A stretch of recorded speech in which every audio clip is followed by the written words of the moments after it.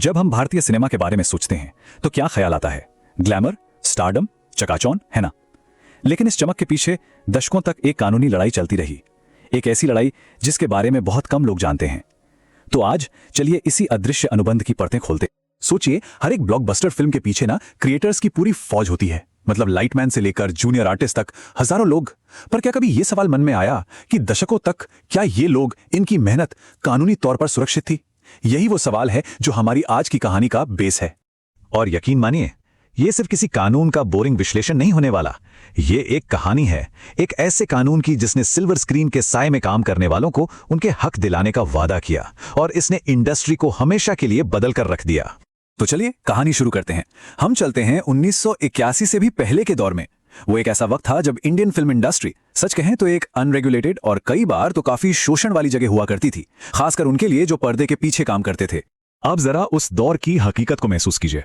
कोई written contract नहीं, मतलब किसी भी वर्कर को कभी भी बिना कोई वजह बताए काम से निकाला जा सकता था। काम के घंटे कोई हिसाब ही नहीं। और प्रोड्यूसर्स वो तो अक्सर कॉन्ट्रैक्टर्स के पीछे छिप जाते थे ताकि उन्हें वर्कर्स को कोई भी कानूनी फायदा ना देना पड़े। मजे की बात यह थी कि जो नॉर्मल लेबर लॉ थे वो इस अनोखी इंडस्ट्री पर ठीक से लागू ही नहीं हो पाते थे। तो इस पूरे केओस के बीच 1981 में सीन में एंट्री होती है एक हीरो की। इसका नाम था cine workers and cinema theatre workers act. और ये सिर्फ एक कानून का दस्तावेज नहीं था, ये इंडस्ट्री की रीढ़ की हड्डी, यानी वहां काम करने वाले लोगों के लिए एक सच्ची लाइफलाइन थी।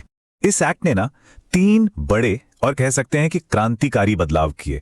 सबसे पहले इसने हर वर्कर के लिए रिटन कॉन्ट्रैक्ट को कंपलसरी कर दिया। दूसरा, इसने झगड़ों को सुलझाने के लिए स्पेशल ट्रिब्यूनल बनाए ताकि केस सालों साल कोर्ट में ना अटके रहें। और तीसरा, इसने वर्कर्स को प्रोविडेंट फंड जैसी सोशल सिक्योरिटी के कवर में ला दिया। तो सवाल यह है कि ये कानून आखिर प्रोटेक्ट किसे कर रहा था? कानून ने एक नई कैटेगरी बनाई, सिने वर्कर। लेकिन यहां एक बहुत बड़ा लेकिन था। यह प्रोटेक्शन सिर्फ और सिर्फ फीचर फिल्म में काम करने वालों को ही मिलती थी। और यही छोटी सी बात आगे चलकर इस कानून की सबसे बड़ी कमजोरी साबित हुई। इस कानून का एक और इंटरेस्टिंग पहलू था सैलरी की लिमिट। मतलब प्रोटेक्शन सिर्फ उन सिने वर्कर्स को मिलती थी जिनकी सैलरी एक तय लिमिट से कम हो, जो बाद में बढ़कर 8,000 रुपए महीना हो गई थी। देखिए, इरादा तो अच्छा था कि सबसे कमजोर लोगों की मदद हो, लेकिन जैसे जैसे इंडस्ट्री में सैलरी बढ़ी, यही लिमिट एक रुकावट बन गई। तो 1981 का ये एक्ट सच में एक गेम चेंजर था, इसमें कोई शक नहीं। लेकिन समय और टेक्नोलॉजी, ये 2 चीजें किसी का इंतजार नहीं करती। और बहुत जल्द ये क्रांतिकारी कानून भी वक्त की दौड़ में काफी पीछे छूट गया। इसे समझने का सबसे अच्छा तरीका जानते हैं क्या है? ये कानून लिखा गया था सेलुलॉइड की दुनिया के लिए, वो दुनिया जहां फिल्में बड़ी बड़ी रील्स पर बनती थीं। और हम आ पहुंचे स्ट्रीमिंग के दौर में।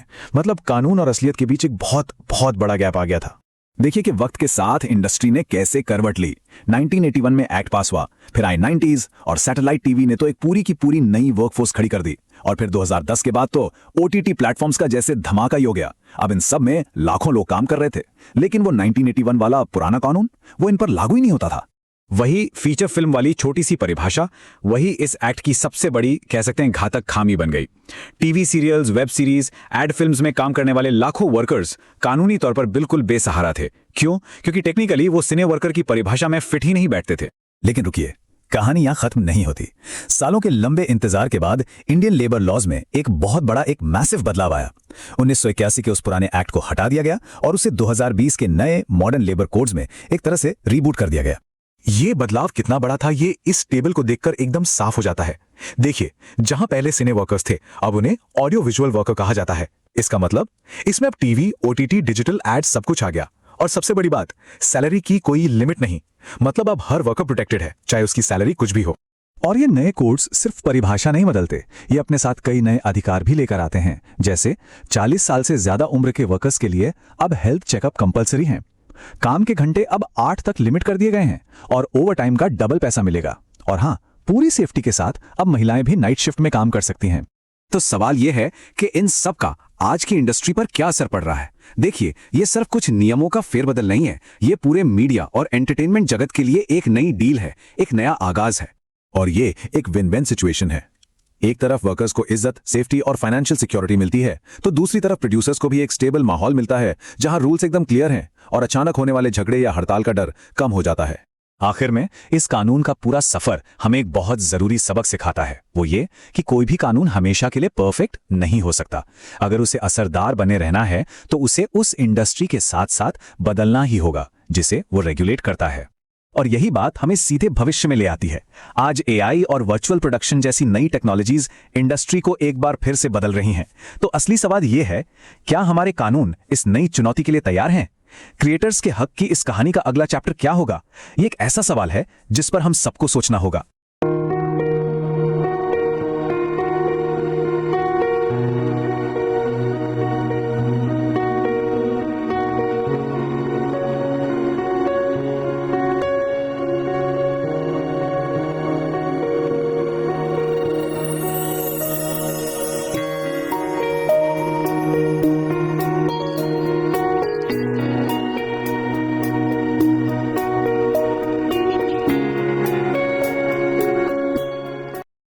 भारतीय सिनेमा मतलब जब हम पर्दे पर देखते हैं तो एक ऐसी चमकती हुई दुनिया दिखती है जो हमेशा से सपनों और बेहिसाब ग्लैमर से भरी हुई लगती है। हाँ एग्जैक्टली एक ऐसी जगह जहां रोमांस है, एक्शन है और यानी लार्जर देन लाइफ हीरोज हैं। लेकिन इस रोशनी के ठीक पीछे, मेरा मतलब है कैमरा के उस तरफ, एक लंबा और घना अंधेरा भी रहा है। सही कहा। पर्दे पर जो जादू दिखता है उसे सच बनाने वाले जो जूनियर आर्टिस्ट्स हैं, स्पॉट बॉयज हैं या लाइटमैन हैं, उनकी जिंदगी बरसों तक इंतहाई प्रिकेरियस और असुरक्षित रही है। बिल्कुल। पर्दे का हीरो चाहे स्क्रीन पर कितना भी ताकतवर क्यों ना हो, सेट के पीछे पसीना बहाने वाले इन अनऑर्गेनाइज्ड सेक्टर के वर्कर्स के पास लंबे समय तक कोई कानूनी आवाज नहीं थी। वही तो, उनका शोषण बहुत आम बात थी। तो आज की इस चर्चा में, यानी इस डीप डाइव का जो मिशन है, वो उन्हीं कानूनी दस्तावेजों, रिसर्च रिपोर्ट्स और नए लेबर कोड्स का गहरा विश्लेषण करना है, खासतौर पर जो 2020 से 2025 के बीच आए हैं। हाँ, जिन्होंने इस इंडस्ट्री की सबसे कमजोर कड़ियों को उनके हक दिलाए। और श्रोताओं के लिए ये जानना रोचक होगा कि ये चर्चा सिर्फ कानून के बारे में नहीं है। ठीक है, आइए इसे थोड़ा खोल कर देखते हैं, क्योंकि ये सिर्फ लीगल ड्राफ्ट्स नहीं है। देखिए, ये इस बारे में है कि एक इंडस्ट्री कैसे अपने सबसे वल्नरेबल वर्कर्स को स्टैट्यूटरी राइट्स के दायरे में लाती है। ये एक तरह से एक्सप्लॉयटेशन को सिस्टम से बाहर निकालने की कहानी है। यानी कल्चरल प्रोडक्शन को एक फॉर्मल इंडस्ट्रियल लेबर का दर्जा देने की बात है। तो इस पूरे सफर को समझने के लिए हमें थोड़ा टाइम ट्रैवल करके पीछे जाना होगा। चलिए चलते हैं 1980s के दशक में। हाँ, 1980 के दशक की शुरुआत की स्थिति देखते हैं। ये वो दौर था जब फिल्म इंडस्ट्री पूरी तरह से एक गिग ओरिएंटेड मॉडल पर चलती थी। आजकल गिग इकोनॉमी एक बहुत ट्रेंडी बज़वर्ड बन गया है, लेकिन उस वक्त बॉम्बे सिनेमा इसका सबसे ब्रूटल वर्जन था। बहुत ही ब्रूटल। कोई रिटन एग्रीमेंट नहीं होता था। वही तो, एक लाइटमैन एक सेट पर 10 दिन काम करता है, फिर उसकी अगली जॉब किसी दूसरे सेट पर होती है, कोई फिक्स्ड आवर्स नहीं। और सबसे बड़ी प्रॉब्लम ये थी कि प्रोड्यूसर्स इन वर्कर्स से डायरेक्टली डील ही नहीं करते थे। बिल्कुल नहीं, वो थर्ड पार्टी कॉन्ट्रैक्टर्स को हायर करते थे, जिसे उस वक्त कॉन्ट्रैक्टर शील्ड कहा जाता था। हाँ, मैंने इस कॉन्ट्रैक्टर शील्ड के बारे में डॉक्यूमेंट्स में पढ़ा। पर ये काम कैसे करता था? मतलब अगर कॉन्ट्रैक्टर ने पैसे नहीं दिए तो क्या प्रोड्यूसर सच में अपनी कानूनी जिम्मेदारी से बच जाता था? जी हाँ, उस वक्त की लीगल रियलिटी यही थी। प्रोड्यूसर्स इस कॉन्ट्रैक्टर शील्ड का इस्तेमाल एक कॉर्पोरेट वेल की तरह करते थे। एक ढाल की तरह। एग्जैक्टली।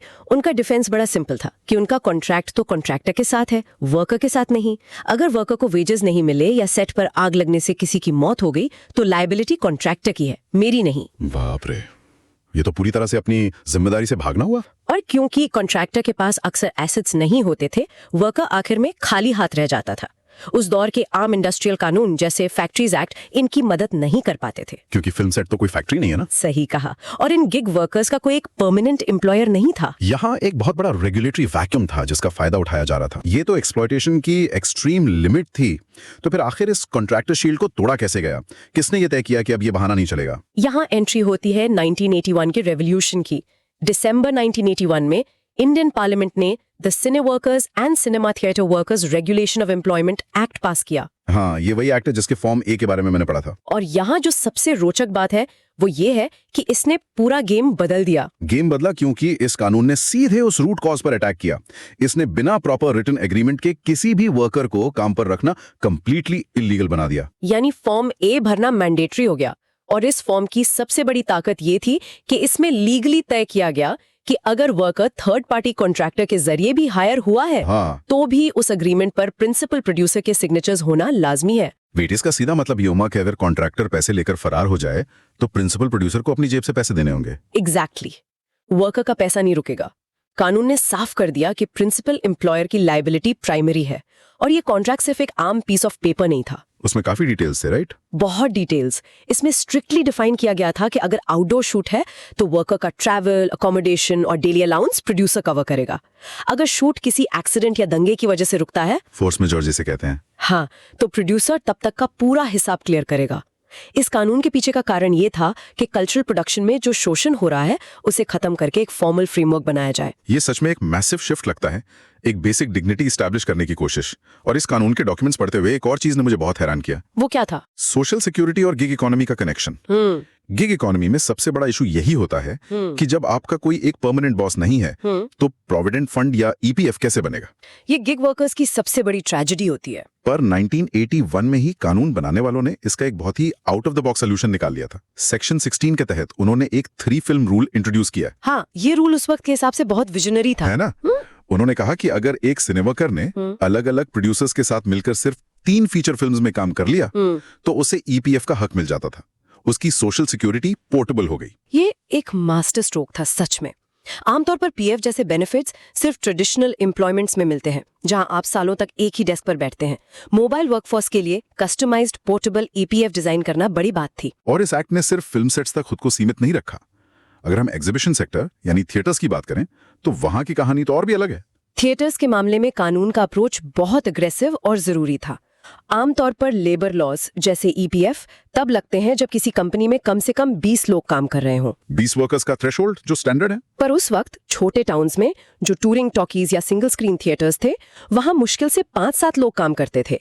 एक प्रोजेक्शनिस्ट, एक टिकट काउंटर वाला और 2 गेट कीपर्स। तो इसका मतलब वो आसानी से इन कानूनों से बच निकलते थे। उन्होंने 20 वर्कर्स का निशान कभी छुआ ही नहीं। बिल्कुल। कई ओनर्स तो रिकॉर्ड्स मैनिपुलेट करके आर्टिफिशियली नंबर्स कम दिखाते थे। इसलिए सेक्शन 24 और 25 के तहत थिएटर्स के केस में उस लिमिट को घटाकर सिर्फ 5 वर्कर्स कर दिया गया। सिर्फ 5 वर्कर्स? इससे तो पूरा लैंडस्केप ही बदल गया होगा।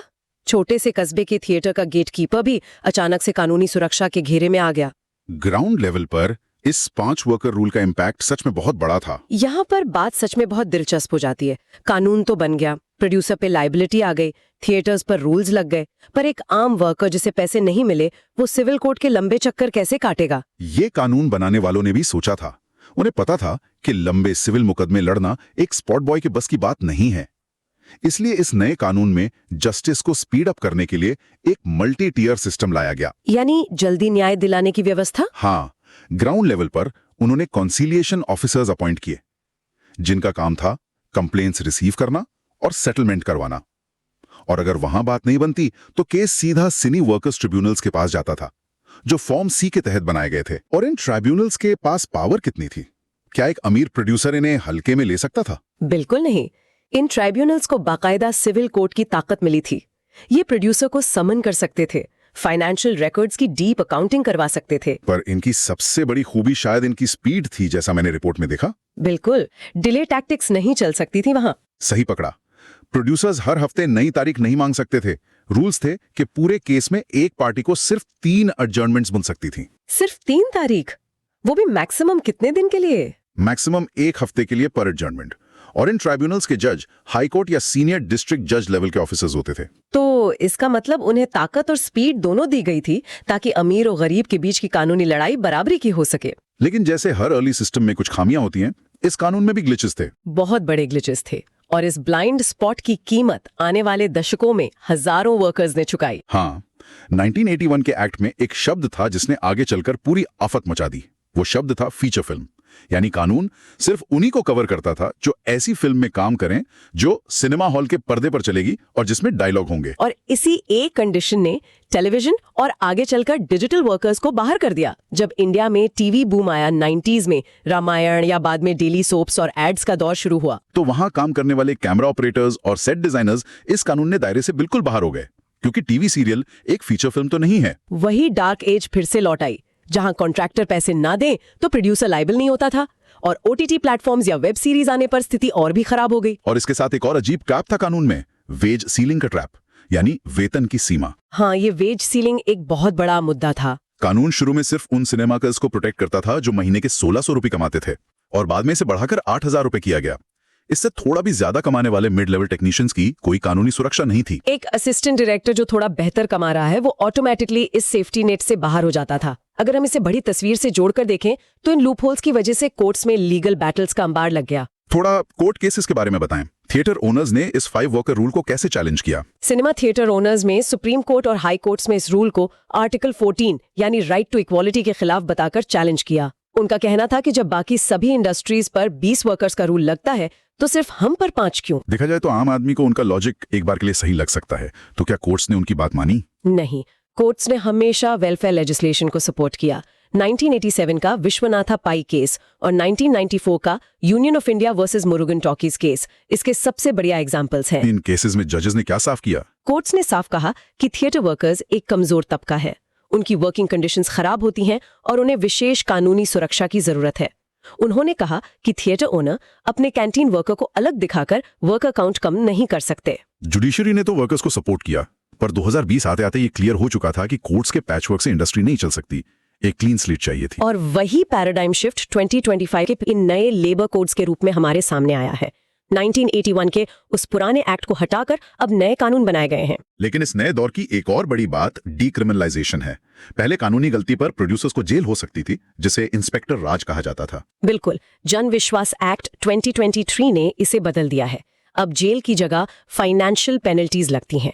छोटी कंप्लायंस गलतियों के लिए क्रिमिनल प्रोसीडिंग्स नहीं होती, बल्कि जुर्माना लगता है जो हर 3 साल में 10% बढ़ जाता है, जिससे काम करना आसान हो और डर का माहौल ना रहे। और सबसे बड़ा बदलाव तो ओशा कोड यानी occupational safety, health and working conditions code लाया है। इस कोड ने आकर उस फीचर फिल्म वाली कानूनी खामी को हमेशा के लिए मिटा दिया है। मैंने पढ़ा और मैं बड़ा उत्साहित हुआ ये देखकर कि उन्होंने एक नया शब्द कॉइन किया है, ऑडियो विजुअल वर्कर। अब सिर्फ फीचर फिल्म ही नहीं बल्कि सब कवर हो गए। ये अपने आप में एक क्रांति है। इस डेफिनेशन में अब OTT, TV, daily soaps, reality shows और यहाँ तक कि प्रोफेशनल पॉडकास्ट्स, स्टंट पर्संस और डबिंग आर्टिस्ट भी शामिल हैं। यानी स्क्रीन चाहे थिएटर की हो, टीवी की हो या मोबाइल ऐप की, अगर आप सेट पर हैं तो आप प्रोटेक्टेड हैं। और वेज सीलिंग का क्या हुआ?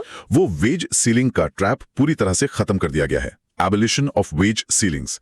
अब प्रोड्यूसर की लाइबिलिटी के लिए कोई लिमिट नहीं है, सबको यूनिवर्सल मिनिमम वेज मिलेगा। चाहे वो स्पॉट बॉय हो या हाई पेड कैमरामैन, सभी को प्रोटेक्शन है। और वर्किंग आवर्स पर भी बहुत क्लियर कट नए राइट्स दिए गए हैं। हाँ, बेसिक डिग्निटी ऑफ लेबर को इंडस्ट्री नॉर्म बना दिया गया है। 8 घंटे की शिफ्ट तय की गई है।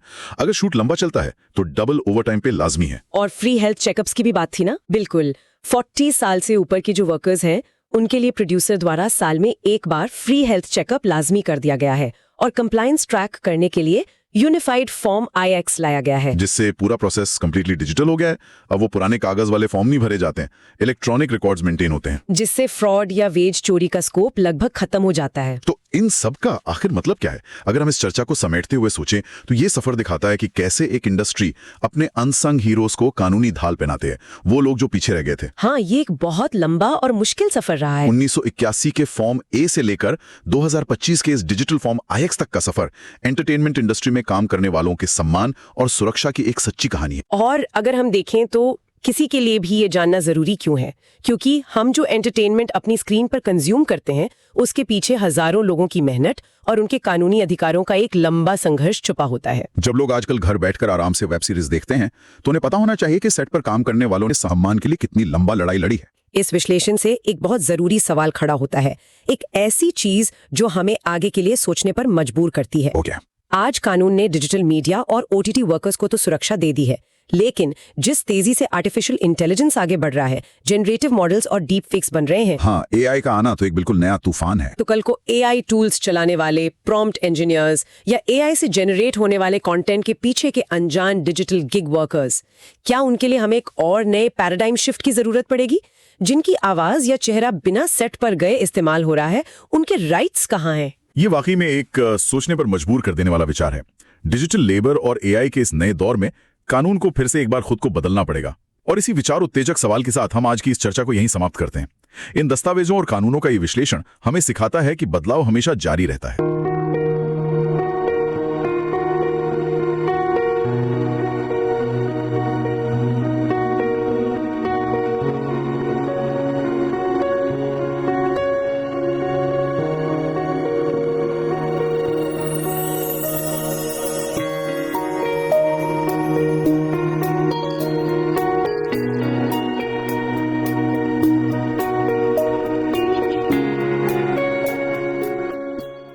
We all know and love Indian cinema. I mean, it's captivated the world for over 100 years. But behind all that on-screen magic, there's a 40-year story, a legal fight, really, to protect the people who actually make it all happen. So let's get right into this incredible journey, from total exploitation to real empowerment for India's film workers. So before there were any real laws on the books, the industry was basically the Wild West, a total free-for-all. Seriously, just try to imagine it. You're a set builder, or maybe a makeup artist, or even a junior actor. You've got zero job security, no set working hours, and absolutely no safety net. That was the day-to-day reality for literally hundreds of thousands of people, the invisible backbone of what was already a massive industry.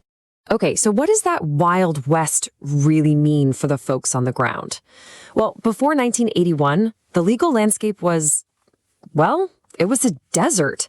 There was nothing there. Your standard labor laws just didn't really apply to how films get made, you know? It's all project-based. And that left the workers completely, and I mean completely vulnerable. And this last point here, this is the real kicker. It all came down to something called the contractor system. See, producers were smart. They'd use this setup to hire crews, and it basically created a legal shield for them. So if you didn't get paid, or worse, you got hurt on set, the producer could just wash their hands of it and say, hey, not my employee, go talk to the contractor. And just like that, workers had absolutely no one to hold accountable. But then, everything changed. In 1981, the government stepped in and passed something truly revolutionary, the Cine Workers Act. This was a landmark law designed specifically to bring some order to all that chaos and, for the very first time, give film workers actual enforceable legal rights.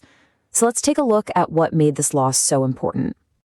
Okay, so the act was basically built on 3 game-changing ideas. First pillar, no more handshake deals. Every single job, and I mean every job, now needed a written contract. Second, they set up special tribunals to handle disputes, so you wouldn't be stuck in court for years. But the third pillar, that was the masterstroke. It made the producer, the person at the very top of the food chain, the one who was ultimately on the hook for the workers. And this right here, this quote, is the absolute heart of the new law. This one little clause completely shattered that contractor shield we were just talking about. Suddenly, if a contractor disappeared without paying the crew, which happened all the time, the workers could go straight to the producer and legally demand their money. It was a total game changer. Finally, there was real accountability. But believe it or not, the brilliance of this act didn't stop there. It was also incredibly clever in how it handled Social Security. It actually understood that film workers are basically freelancers. So to get a Provident Fund, which is kind of like a retirement savings plan, they came up with this 3-film rule. You work on just 3 feature films, it doesn't matter who the producer is, and boom, you qualify. This was decades ahead of its time. It was basically recognizing the gig economy before we even had a word for it. And it wasn't just the people making the movies who got protection. The act also looked out for a group that was often totally overlooked: the staff working in the cinema theaters. See, most labor laws only kicked in if a business had 20 or more employees. Well, this act dropped that number all the way down to 5 just for cinemas. That forced thousands of smaller theaters to finally give their staff things like Social Security and gratuity. You know, that lump sum payment you get for long service. Pretty smart. Okay, so the law was great, right? But, and this is a big but, it had a couple of critical weaknesses baked right into its DNA, right in the definition of who a cine worker actually was. Problem number 1, it only covered people working on feature films, movies for the big screen. Problem number 2, it only protected people who earned below a certain salary. And these 2 little limitations, well, they would eventually become the law's fatal flaws. Yeah, those flaws, they meant that this law, which was once so revolutionary, was about to get left in the dust. The media world was changing, and it was changing way faster than the law could ever hope to keep up. And this timeline shows you exactly how it happened. Back in the 80s, the act worked pretty well because feature films were king. But then the 90s hit and boom, satellite TV. All those TV crews, they weren't making feature films, so nope, no protection for them. Then in the 2000s, you get the explosion of reality TV and digital ads. Hundreds of thousands more people left out. And then came the 2010s and the streaming tidal wave. By then, the 1981 Act was basically a fossil, leaving millions of workers in this legal no man's land. I mean, just look at this comparison. It's pretty stark, isn't it? On one side, you have the tiny group that was protected, people working on feature films. And on the other side, you have pretty much everyone else. The crew on that hit web show you love, unprotected. The team shooting that TV ad you just saw, unprotected. It was obvious. The system was broken. And a massive overhaul wasn't just needed, it was urgent. And finally, that overhaul came. In 2020, India undertook this massive project to consolidate dozens of old, super complex labor laws into just 4 new modern codes. Now, this wasn't just a little tweak here and there. This was a complete ground-up redesign of the entire system. It finally dragged the law into the 21st century and, in the process, got rid of that outdated 1981 Act for good. This table really lays it all out, a fantastic side-by-side of the old versus the new. First off, that old term cineworker, gone, replaced with the way broader audiovisual worker. That ridiculous wage cap that limited who got protection, poof, abolished. Paying people in cash? Nope, not anymore. It has to be electronic.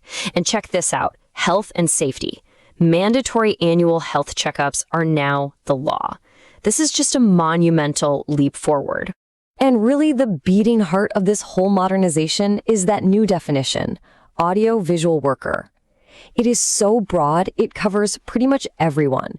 So, are you working on an animated film? You're covered. A web series? Covered. A reality show? You bet.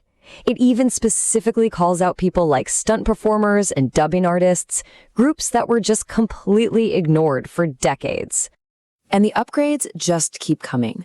The new codes guarantee a minimum wage for all workers. Overtime, that's now mandatory at twice the normal pay rate. And here's a really interesting change.